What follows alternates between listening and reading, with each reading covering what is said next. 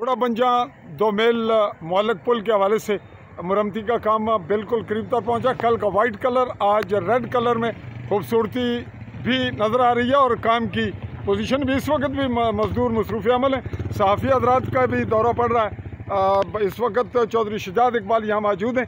हम इसी तनाजुर में हल्का सा एक आपको क्लिप देते हैं। इस जानिब के इस रोड की इंतहाई ज़्यादा ज़रूरत है, जिसके लिए क्या मज़ीद फंडिंग की ज़रूरत होगी या जो फंड मौजूद है उसी का इस्तेमाल होगा।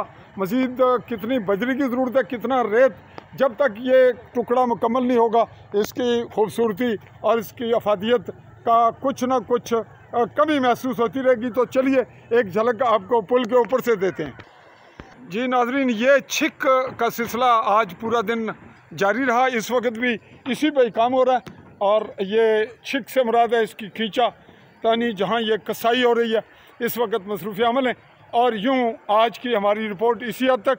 अगले लम्हों मज़ीद अपडेट के लिए हमें देखते रहिए आली न्यूज़ के प्लेटफॉर्म से। चौधरी फजल रहमान पाकिस्तानी ज़ेर कब्ज़ा जम्मू कश्मीर के आज़ाद कश्मीर कहलाए जाने वाले खिता के गरबी जम्मू के ज़िला मेंबर की इस वक्त तहसील समानी के ऐन मरकज़ी पॉइंट पर चाहूँगा इजाज़त। चौधरी फजल रहमान, अल्लाह हाफ़िज़।